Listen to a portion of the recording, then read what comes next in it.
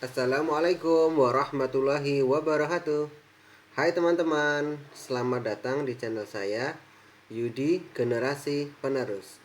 Semoga teman-teman sehat selalu dan tercapai cita-cita menjadi ASN tahun ini. Allahumma amin.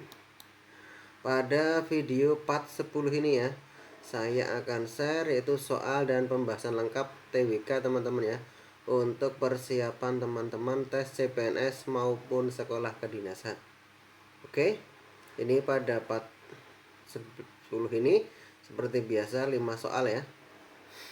Oke, soal nomor 1. Menurut teori trias politika ya, kekuasaan menjalankan undang-undang dipegang oleh.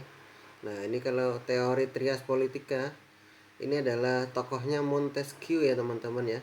Jadi kekuasaan dibagi menjadi 3 ya, eksekutif, legislatif, dan yudikatif. Tujuannya biar tidak ada terjadi penyalahgunaan kekuasaan. Jadi kekuasaan yang menjalankan undang-undang yaitu ini jawabannya yang eksekutif ya teman-teman ya. Nah, kalau legislatif itu yang membuat undang-undang. Nah, kalau yudikatif itu hubungannya dengan kehakiman. Nah, jadi jawaban yang D. Oke. Nah, untuk pembahasan lengkapnya seperti ini. Jadi jawaban yang D eksekutif yaitu ini tadi ya, dicetuskan oleh Montesquieu. Nah, kalau eksekutif yaitu yang menjalankan undang-undang, kepala negara sebagai pimpinan lembaga eksekutifnya. Ini untuk pasalnya yaitu pasal 4 ayat 1 ya teman-teman ya. Undang-Undang Dasar 1945. Kalau kekuasaan legislatif adalah diberikan pada DPR yang diberikan hak untuk membuat atau menyusun sebuah undang-undang. Nah, ini untuk pasalnya di pasal 20 ayat 1 Undang-Undang Dasar 1945. Yang ketiga adalah kekuasaan yudikatif, kekuasaan yang digunakan untuk menyelenggarakan peradilan guna menegakkan hukum dan keadilan. Untuk dasar hukumnya ini tertuang dalam pasal 24 ayat 2 Undang-Undang Dasar 1945. Next. Soal nomor 2. Pengambilan keputusan ini ya, dengan suara minimal 50% plus 1 merupakan pengertian dari voting. Nah, ini voting ya teman-teman ya.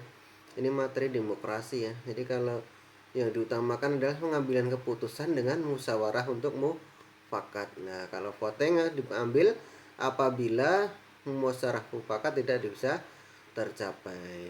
Nah, untuk voting dengan syarat 50 plus 1 ini adalah pengertian dari voting A tertutup, B relatif, C mutlak, bersyarat atau subjektif. Ini yang C ya teman-teman ya, yaitu yang mutlak teman-teman.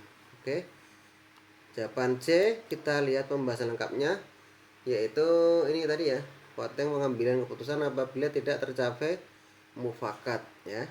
Nah, terus ini ya pembahasan di sini yaitu cara pengambilan voting ada 3 ya, dengan suara terbanyak relatif atau single majority, yaitu yang mendapat suara paling banyak dinyatakan sebagai pemenang. Contohnya pilkades. Yang kedua, suara terbanyak mutlak. Nah, ini jawabannya tadi ya. Jawabannya tadi, yang mutlak C ya. Absolute majority, yaitu yang mendapat suara 50% plus 1 dinyatakan sebagai pemenang. Contohnya pilpres. Yang ketiga, suara terbanyak bersyarat. Ada syarat-syarat tertentu yang disepakati bersama teman-teman. Oke. Next. Soal nomor 3.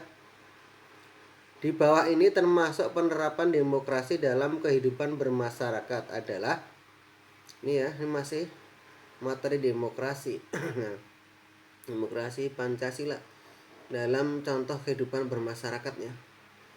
Kan untuk penerapan demokrasi ada penerapan di lingkungan keluarga, masyarakat, sekolah, negara, seperti itu ya teman-teman penjabarannya.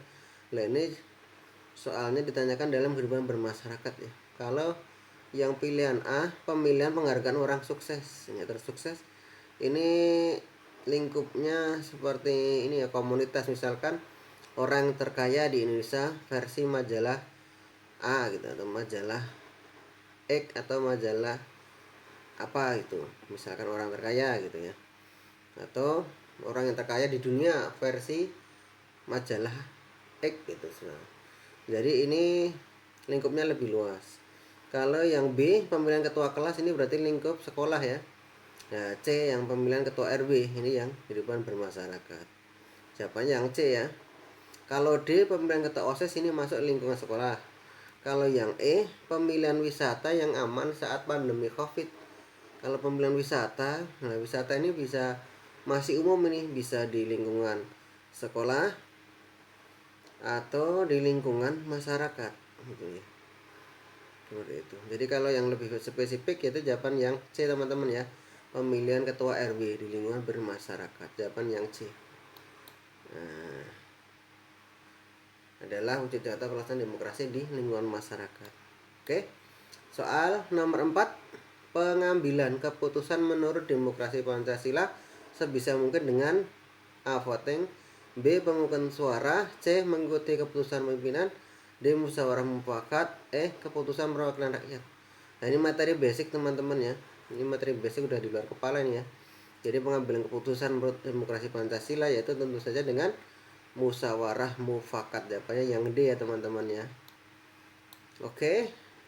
Jadi cara pengambilan keputusan menurut demokrasi Pancasila adalah dengan musyawarah mufakat, karena dengan musyawarah mufakat semua pihak akan mendapatkan keuntungan dan tidak ada kerugian di antara satu pihak. Oke.